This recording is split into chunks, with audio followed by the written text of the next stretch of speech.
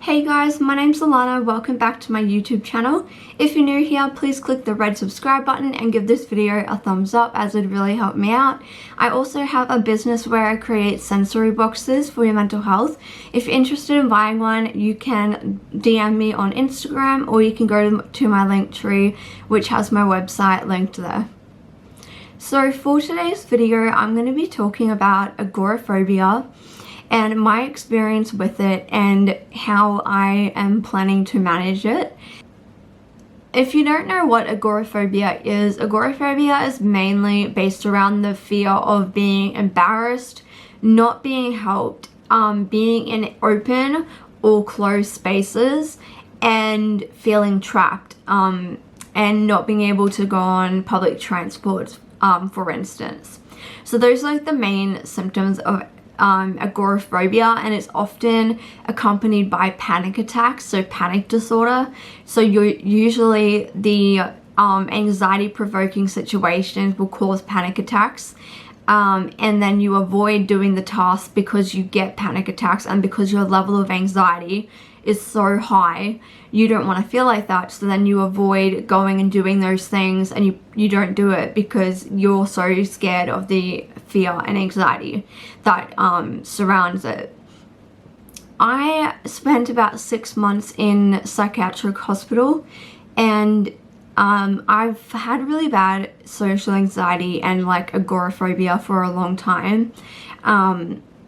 Agoraphobia is part of the reason why I can't work, because when I leave the house I get panic attacks, and my anxiety is surrounded feeling trapped. So if I feel trapped in a place, like for instance a workplace, and I know I have to be there for a certain amount of times, it sets off my anxiety like a lot, because I feel like I'm trapped there, and when I get anxious or have a panic attack, like I can't go home to like my safe spot. Yeah, and also I have been dealing with agoraphobia kind of like on and off throughout the year. Sometimes it's been better, sometimes it's been worse, but after being in hospital for that long and then coming back home, it's been really hard to leave the house. And I've also been having a lot of physical health problems, which is being investigated at the moment. So I've had extreme fatigue and weakness in my legs and tiredness and dizziness, stuff like that. So I've actually ordered a walking stick to use, because it has been that bad that I haven't really been able to like go out and walk long distances, or even like not even that far. But yeah, so with my agoraphobia, I can leave the house like to where the end of the driveway is. Like if I need to put the rubbish out, I can go do that. But if I wanted to go for a walk, which I can't do right now, but like if I wanted to go for a walk around the block like of where I live, I can't go on my own and do that. I have to go with someone else. I don't go to the shops at all, really. Occasionally I go with my mom, but even then I get really anxious, and I would never go normally on my own. And when I do go on my own, it's very rare, and I'll go straight in, grab the thing I need, and literally almost run straight back out and get in my car and go home. Because the shops are one of the main anxiety provoking things for me, and so are cinemas. Cinemas are really bad for me as well. I don't handle cinemas at all. The only thing I actually saw in the cinema was the Taylor Swift concert video thing that they played at the cinema, because we didn't get to go to the concert. And that was a bit different because I really liked it, and I was like having a great time, like dancing and singing and stuff. So that kind of like my anxiety, and I was with my sister as well. So if I have like a safe person with me, like a family member or a friend, it's a lot easier for me. It's more when I have to go out to places on my own, or places that I don't normally go to. Like for example, like the doctors or the hairdresser, like I rarely go to those places. So, oh, not the doctor, sorry, the dentist or the hairdresser, which are two things I recently went to on my own, and they're not things that they're not places that I visit frequently. So that makes my anxiety worse because I'm not like going there all the time. It's the same with like fuel stations, like petrol stations. I'll only go to the one near my house. I won't go to any other one because I get too anxious. Like I have to go to the exact same one.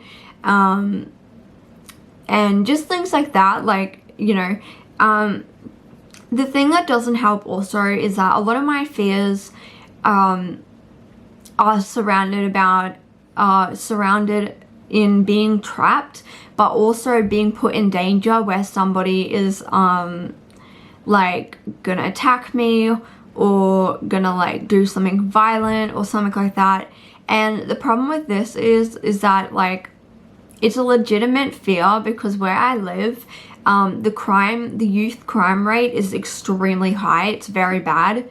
And constantly things have been happening, like very violent stuff from kids and teenagers where I live. And so the crime rate has been very, very bad. And people have been attacked in shopping centers and had knives held up to them and all these things. So it doesn't help when you have agoraphobia and anxiety because you can't tell yourself that that's not gonna likely happen because it is happening.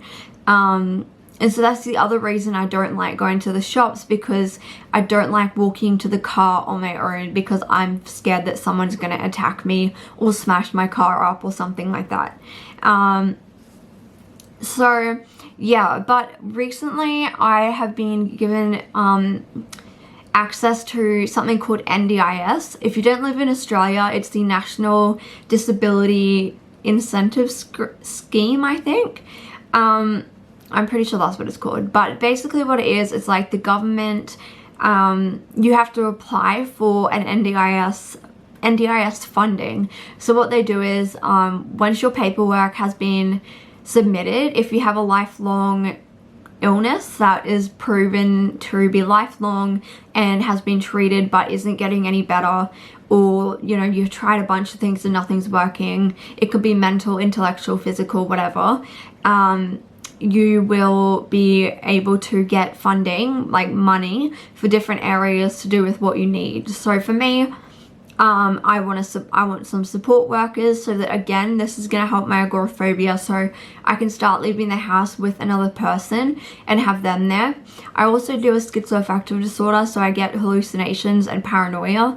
So that's also another reason why I need a support worker, and I get delusions sometimes. But yeah, so I will get funding hopefully for that, maybe for hopefully for a psychologist, an OT, occupational therapist, depending on what happens with my physical health, whether I get diagnosed with something. If I got diagnosed with another physical health condition, I could possibly get funding from that, and get like aids or things that I need, mobility aids or whatever it is, like if I needed something. That's another thing they do. And they also can come into your house and actually redesign your house to make it accessible for you. But this all depends on the individual, what illness you have and what you need. But basically, in short, the government will provide you with money in different sections of areas of what you need. So everyone's plan will be different.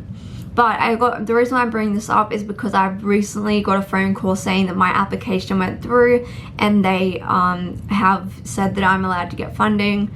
And so I'm really going to be relying on a support worker to help me to go out of the house. The problem I'm having right now is that it's not just the anxiety, it's also my physical health. I can't walk very far right now. Which is why I'm waiting for this walking stick to come in the mail, so hopefully that will help me out a bit more and I'll actually be able to walk around a bit more, because at the moment I've just been basically not able to do anything.